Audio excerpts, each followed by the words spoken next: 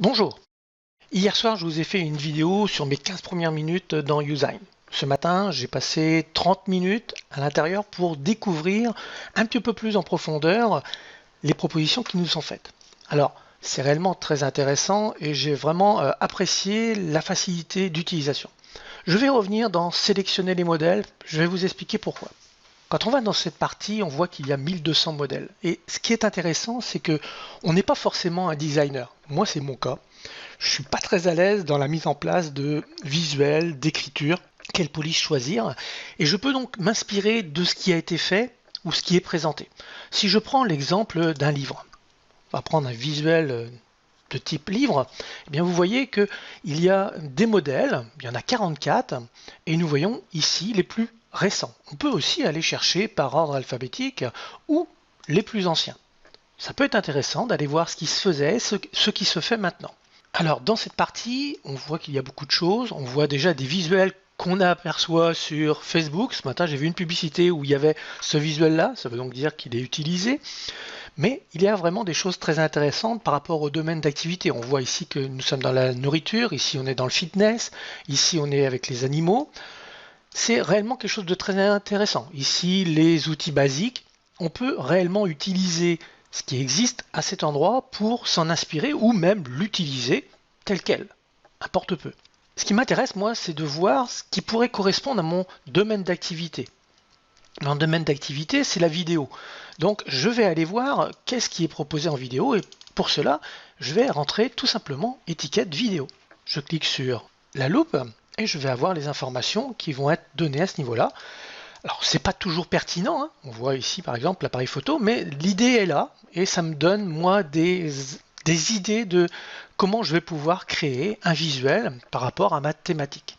Maintenant, une fois qu'on a vu cela, on peut très bien partir sur un produit livre à ce sujet. Vous voyez que dans la partie gauche, c'est en anglais. Je suis sur Chrome. Je vais faire un bouton droit et je vais traduire en français. Nous avons bien couverture Kindle, couverture produit, post-image, etc., etc. Donc je vais aller dans imprimer et j'ai la carte de visite, la fameuse carte de visite que l'on va pouvoir modifier à souhait. On peut prendre une carte de visite un peu avancée ou une carte de visite basique comme celle-ci. Vous voyez que celle-ci est réellement très basique. Je vais faire un aperçu. Il me suffit de mettre mon image, de changer toutes les informations qui sont ici. Alors, ce n'est pas vraiment une carte de visite très sympathique. Je vais regarder celle-ci, qui est plus basée sur le visuel Windows. Là, pareil, c'est une carte de visite en longueur. Je vais donc aller voir dans la partie haute pour voir ce qui est présenté ici. Photo, hop, je vais regarder. Celle-ci pourrait être intéressante d'utilisation, donc pourquoi pas. Je vais l'éditer.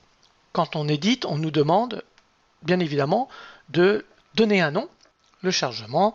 Je vais donner un nom à cette conception, carte de visite, enregistrée. Il faut savoir que pour l'instant, je n'ai passé que 30 minutes sur cet outil, donc je ne maîtrise pas tout, mais j'en vois réellement un potentiel énorme. Et à partir de là, eh bien, je vais pouvoir modifier les informations. Vous voyez que Oscar, je peux le modifier.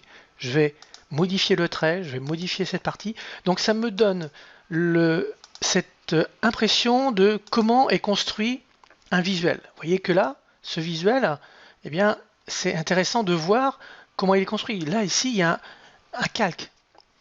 Si je viens sur cette partie, on peut, là, je peux changer.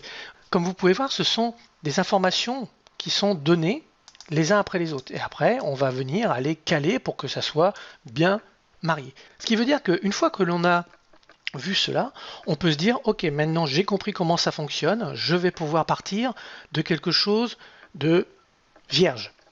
Et voilà comment ce que l'on va procéder. On clique sur la petite maison, le home, celui-ci est gardé en mémoire, et on clique sur nouvelle conception. Et on nous propose cette information. Alors nouvelle conception, choisissez le format de Canva.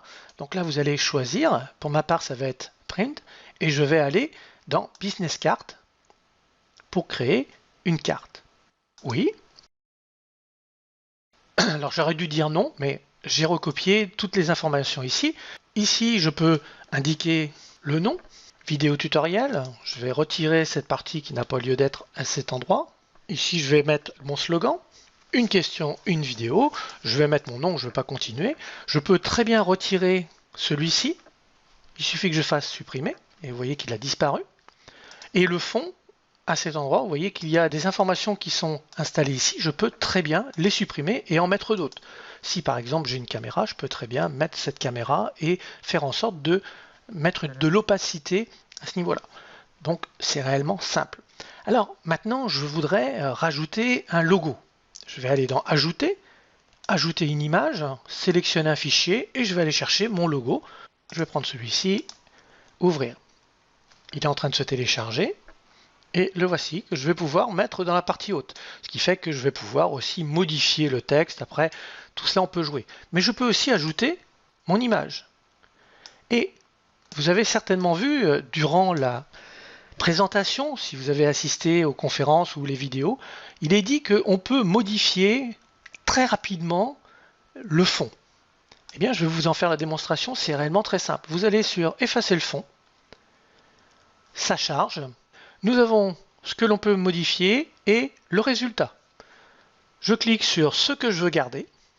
Je vais donc tout simplement faire cette partie. Regardez bien ce qui se passe sur le côté. Pour l'instant, il ne se passe rien. Pourquoi? Parce que je n'ai pas sélectionné ce que je veux enlever. Maintenant, je vais indiquer ce que je veux enlever. Et je veux enlever toute cette partie. Et vous voyez que dès que je passe dans la partie en haut, alors là, vous voyez, c'est pas bon parce que j'ai coupé les cheveux, donc je fais un retour en arrière. Voilà, et je vais pouvoir continuer.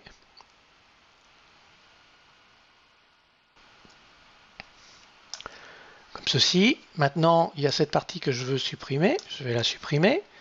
Je regarde s'il y a encore des choses. Oui, il y a ici. Il y a ici aussi.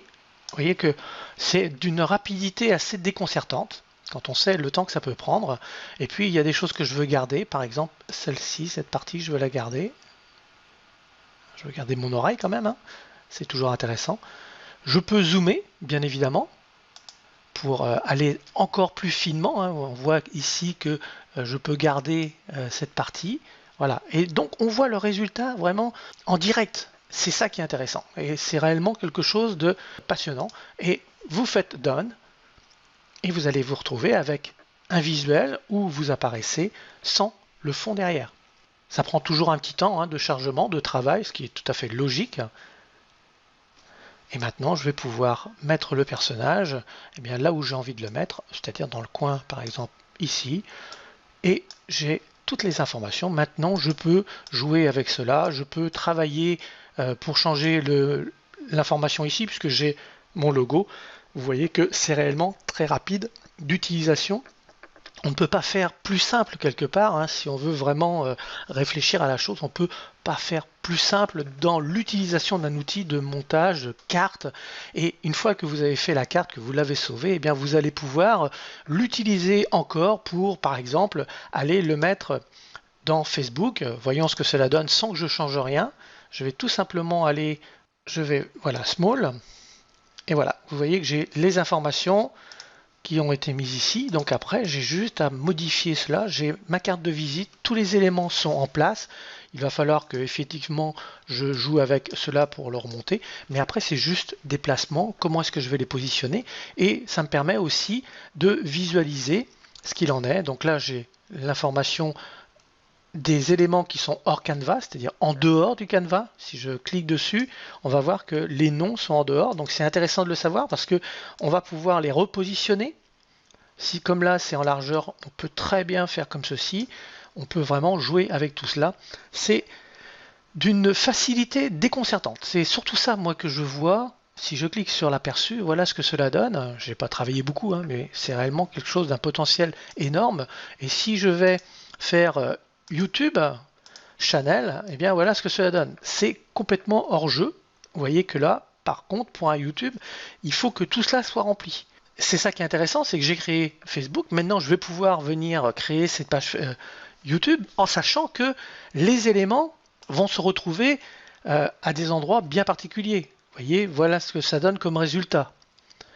Là, c'est pas heureux puisque j'ai pas fait les modifications. Il faudrait que je mette le personnage ici, bien que peut-être pas parce que il y a un cadre spécial à YouTube, où on sait que tel élément va être dans tel élément, etc., etc. Donc peut-être qu'en cliquant ici, voilà, j'ai l'information, vous voyez, j'ai cliqué ici, et je sais ce qui va être vu au niveau d'une tablette, au niveau d'un bureau, au niveau de la télévision, etc., etc. Je peux donc maintenant faire en sorte de positionner les éléments au bon endroit, au bon endroit, excusez-moi, et travailler ainsi très rapidement. C'est réellement d'une simplicité assez déconcertante, il faut le dire, disons les mots, c'est assez déconcertant. Alors, je suis pas là pour vous dire que c'est la solution miracle. Si vous êtes comme moi, que vous n'êtes pas doué en design, ça va vous prendre du temps de créer dans votre tête ce que vous voulez créer, mais effectivement, comme il y a des aides, c'est-à-dire qu'il existe déjà des visuels pré-créés, vous allez pouvoir vous en inspirer et les utiliser. Je ne serai jamais allé chercher des couleurs et des polices de ce type pour faire ma carte de visite parce que ce n'est pas mon métier, je n'ai pas cette notion de jeu de couleurs, de jeu d'écriture, de police. Eh bien, je vais m'inspirer de ce qui se fait et je vais pouvoir l'utiliser. C'est un gain de temps réel. Après, bien évidemment, vous allez y ajouter votre patte, bien évidemment, avec vos couleurs. Ça va de soi. Ici, je ne vais peut-être pas garder un fond noir, ça ne m'intéresse pas, donc je vais modifier ce fond. Après, ce sont plein d'éléments que l'on peut modifier à souhait. Vous voyez, fond, je vais aller le changer. Je vais mettre tout simplement un fond blanc pour voir ce que cela donne. Voilà, le fond blanc, ça correspondait peut-être plus à mes besoins. Ou bien je vais aller chercher un fond qui correspond à ce bleu ou à ce noir. Après, ça va être à moi de définir. Mais toujours est-il que ce fond blanc me plaît beaucoup avec les couleurs. Ça fait couleur or. Et je vais le déplacer ici, je vais l'agrandir bien évidemment, et vous voyez que tout de suite j'ai l'information qui me vient, je vois ce que cela donne, c'est parfait, il me suffit juste après de la centrer par rapport au nom, et je joue avec le clavier, les flèches du clavier, et ça fonctionne parfaitement bien. Donc là, c'est la deuxième fois que j'utilise l'outil, je l'ai simplement parcouru pendant 30 minutes ce matin pour en voir le potentiel, je voulais réellement le partager avec vous pour que vous vous fassiez une idée de l'utilisation. C'est quelque chose qui est très intéressant. Ce n'est pas fait pour tout le monde, j'en conviens. Pour beaucoup de personnes, si vous faites un visuel de temps en temps, ce n'est pas la peine de prendre cet outil. C'est pas vraiment intéressant. Faites plutôt appel à quelqu'un qui l'utilise et qui va pouvoir vous créer quelque chose qui ressemble à ce que vous voulez. Mais si vous avez besoin de créer beaucoup de visuels, que ce soit pour Facebook, pour YouTube, pour votre carte de visite, pour des flyers, c'est réellement l'outil très intéressant. Je ne parle pas des agences web qui vont pouvoir utiliser le potentiel de cet outil pour leur métier, c'est-à-dire qu'ils vont pouvoir gagner réellement beaucoup de temps. Mais cela, vous avez certainement vu lors des conférences en quoi vous pouvez gagner du temps. C'est pas moi qui vais vous expliquer tout cela. Si vous êtes intéressé, vous pouvez cliquer sur les liens ci-dessous. Il y a un lien qui mène directement sur la page qui explique et avec les tarifs. Et vous avez aussi un lien de rediffusion de la dernière conférence qui a été donnée hier soir, qui était une conférence très intéressante, qui a duré assez longtemps, même très longtemps. Il y a eu beaucoup de questions.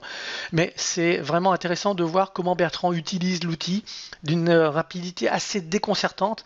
Il jouait, vous voyez, il était dans YouTube, et puis après il passait sur Pinterest, et il jouait avec cela. Vous voyez que même moi je peux le faire. Voilà, je joue avec.